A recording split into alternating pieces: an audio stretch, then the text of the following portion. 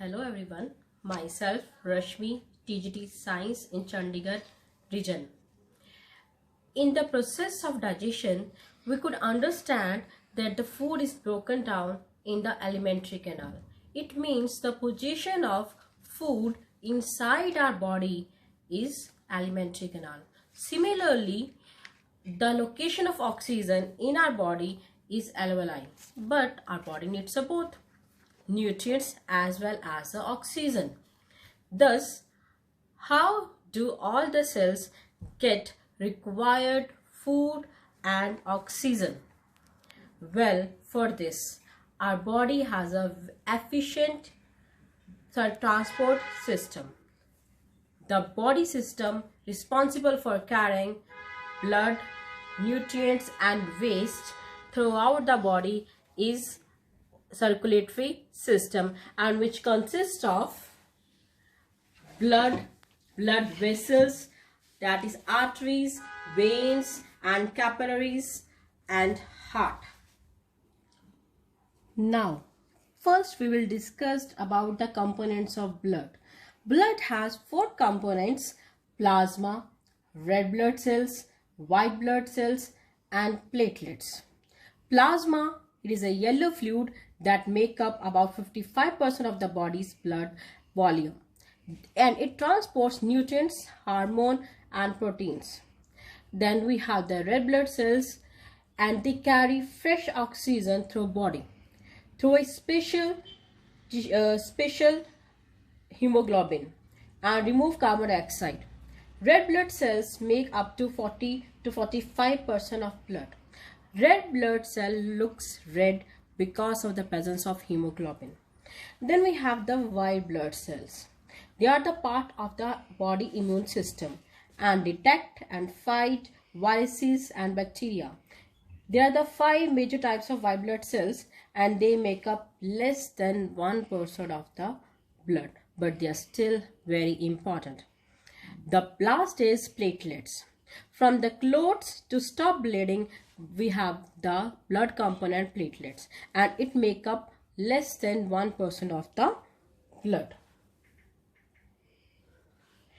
As there are blood vessels in the body where the blood flows, there are basically 3 types: vein, artery and the capillaries.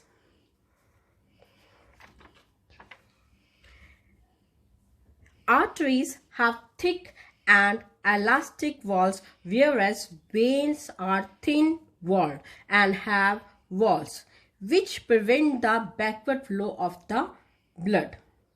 During the blood supply, arteries branch, rebranch and form a network of smallest vessels having 1 cell thick that are called capillaries.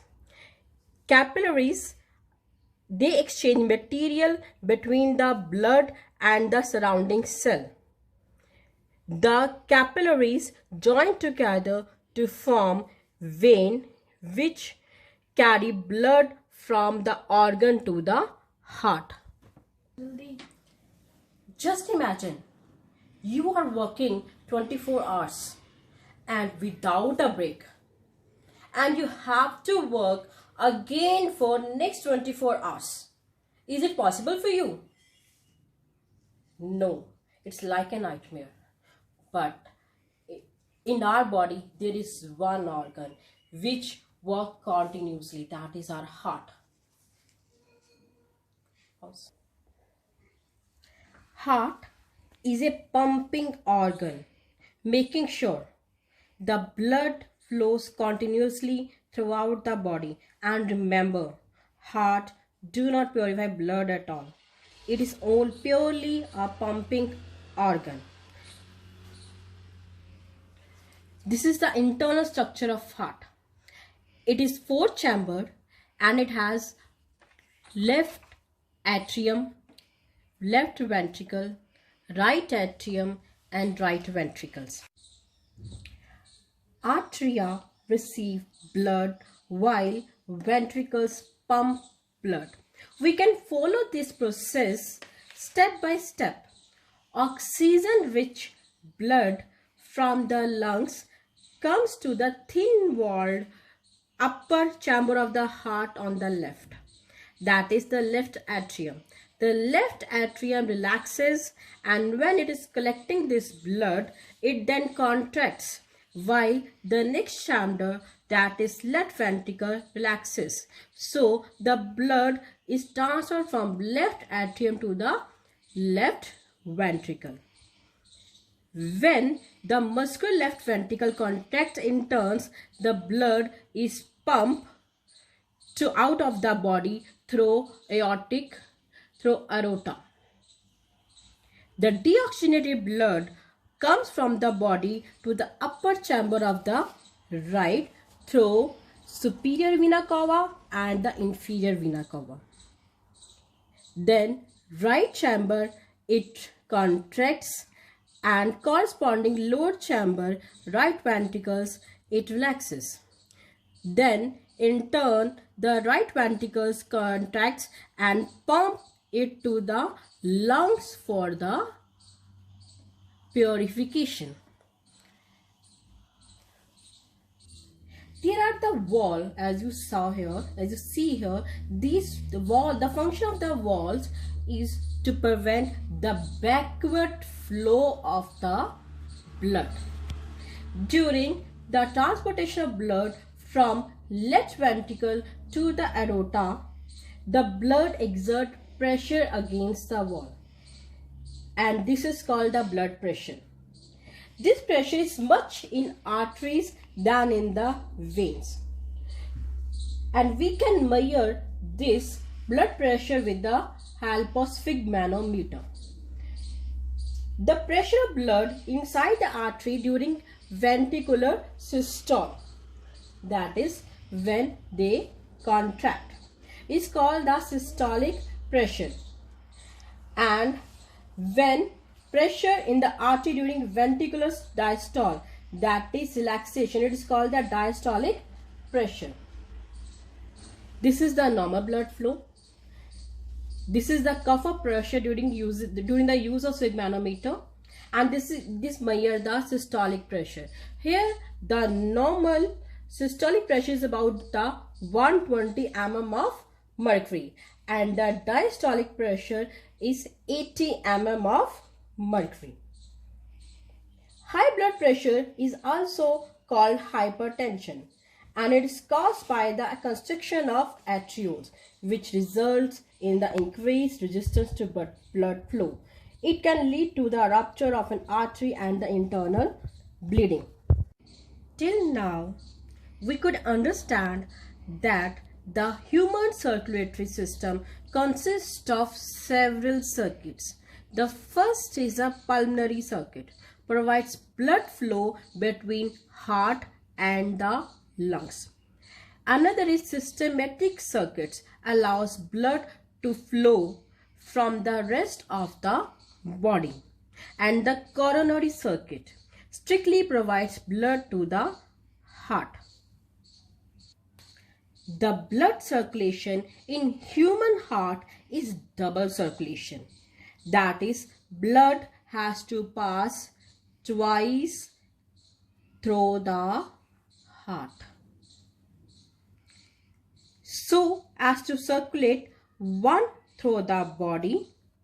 That is, first passes from pulmonary circulation and second from the body to the heart.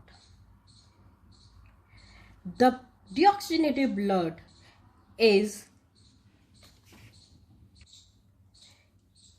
kept separate from the oxygenated blood through the separation. It helps the proper supply of oxygen to the body, and this mechanism is operative in animals having high energy need, such as birds and mammals, which use energy to maintain their body temperature. While